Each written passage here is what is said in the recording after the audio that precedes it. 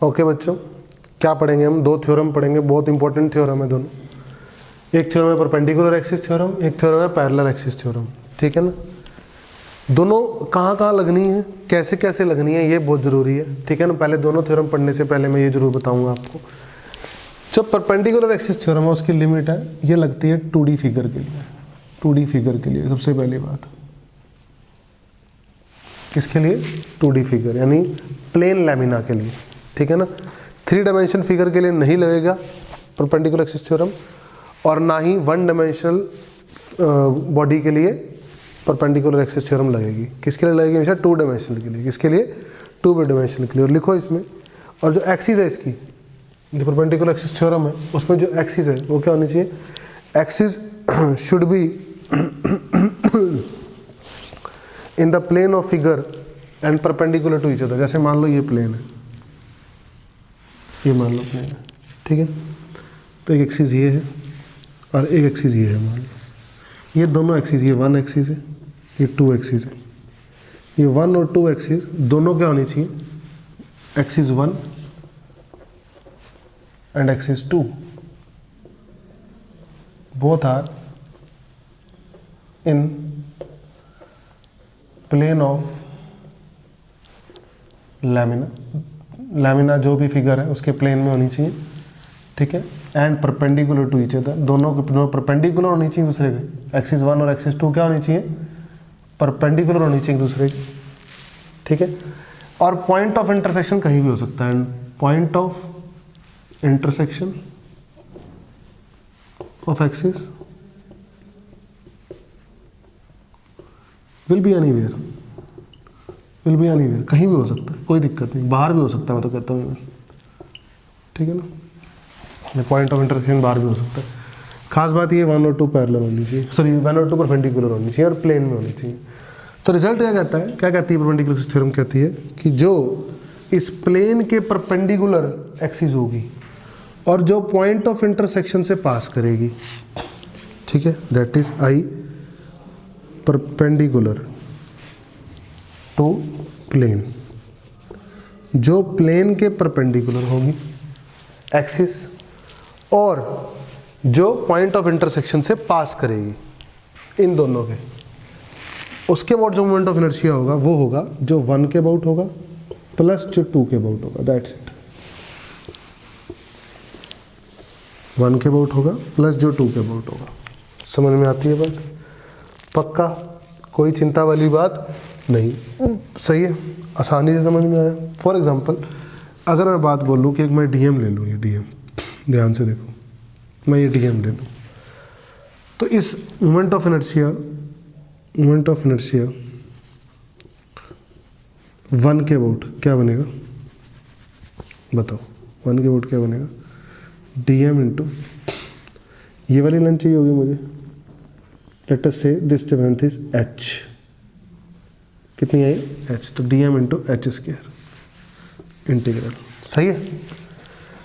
अगर 2 के अबाउट लिखना है तो परपेंडिकुलर लूंगा फिर से, डीएम इंटू परपेंडिकुलर, 2 के परपेंडिकुलर ये ले लेते हैं, ये ले लेते हैं के, ये लेंथ कितनी है? के, डीएम इंटू के स्क्वायर, सही है।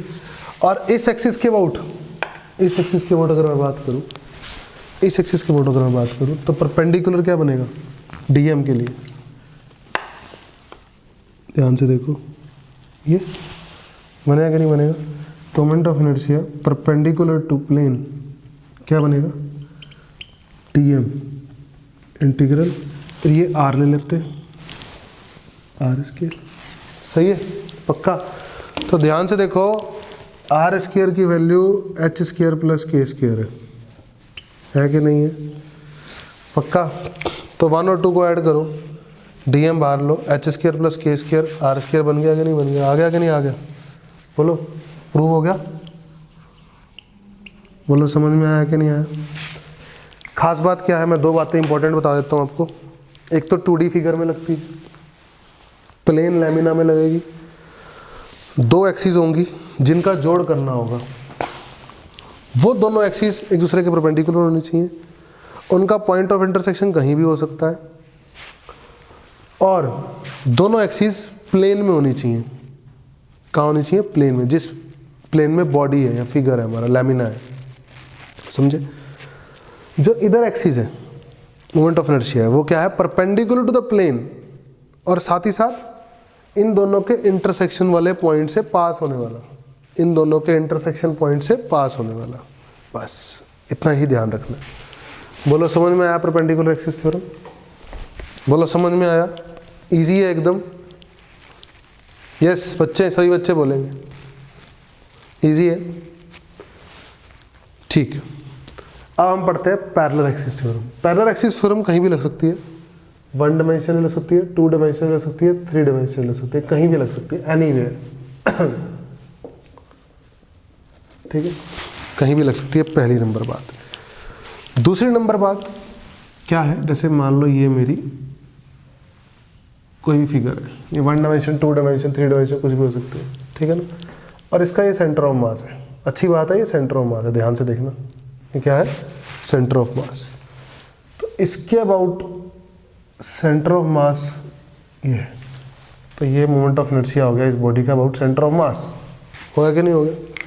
This is the moment of inertia of this body about centre of मास। और मैं निकालना चाहता हूँ इस एक्सिस के about moment of inertia. I want to know moment of inertia about this axis, and this axis is parallel to what? Axis passing through center of mass. और कितनी दूरी है? h। कितनी दूरी है? h। These both axes are parallel and axis I is parallel to axis ICM। ठीक है ना, कोई दिक्कत वाली बात नहीं, ये हमारे को पता होना चाहिए। तो ये थ्योरम स्टेट क्या करती है कि अगर मोमेंट ऑफ इनर्शिया में आई के अबाउट जानना चाहता हूं तो मुझे सेंटर ऑफ मास के अबाउट पता होना चाहिए, प्लस बॉडी का मास अगर m है, दोनों के बीच में गैप कितना है? h स्क्वायर, इसके बराबर होगा। दिस इज द थ्योरम, ये थ्योरम। अब इसको प्रूव करना है, इसको प्रूव करना है तो मैंने एक काम किया। क्या किया? ये सेंटर ऑफ मास है, इसको इधर रख लिया, सेंटर ऑफ मास है, तो मैंने इधर एक डीएम ले लिया, ले लिया पक्का? ध्यान से देखो तो ये दूरी कितनी है? ये दूरी मान लो है r। कितनी है? r। तो सेंटर ऑफ मास के अबाउट जो मोमेंट ऑफ इनर्शिया होगा वो क्या लिखोगे? r स्क्वायर dm लिखोगे। बोलो सही है? और जो i के अबाउट होगा उसके लिए क्या लिखोगे? जो i के अबाउट होगा उसके लिए लिखोगे ये यहाँ से यहाँ तक की दूरी r प्लस h का होल स्क्वायर dm। बोलो इतना समझ में आया कि नहीं आया? ये दोनों बातें समझ में आई कि नहीं आई? इजी है। साथ ही साथ इसको खोलेंगे, जब हम इसको खोलेंगे तो आई आएगा r square dm integral plus h square dm integral plus 2h r dm integral. सही है? ऐसे ही आएगा बेटा, ये तो आई है। r स्क्वायर dm अभी भी सीखा आपने, ICM होता है, ध्यान से देखो, होता है। h स्क्वायर कांस्टेंट है और dm का इंटीग्रेशन पूरा मास बन जाएगा m, और ये नंबर हो जाएगा, ये नंबर हो जाएगा 0 के बराबर। क्यों हो जाएगा अभी बताता हूँ, इसको हटा दो। सही है? इसकी जगह ये आ गया, इसकी जगह ये आ गया। प्रूव हो गई कि नहीं हो गई? हो गई। अब समस्या रह गई कि ये नंबर 0 क्यों है? ये नंबर 0 क्यों है? r क्या है? r is position of dm mass with respect to centre of mass. r is position of dm mass with respect to centre of mass. ठीक है? तो mass movement of mass, centre of mass की definition क्या होती है? Centre of mass definition होता है movement of mass about centre of mass is 0। तो ये क्या लिखा हुआ है? h बाहर निकाल लो तो क्या लिखा हुआ है? ये क्या लिखा हुआ है? ये this is what? Movement of mass. dm मास का मूवमेंट है, और r कहाँ से दूरी है? सेंटर ऑफ मास से, अबाउट सेंटर ऑफ मास। और ये क्या होता है? 0। क्या होता है ये? 0। सही, प्रूव हो गया हमारे पास, सही है बेटा। This is all on perpendicular axis theorem and parallel axis theorem, both theorems are very important, ठीक है ना। We have to remember these theorems.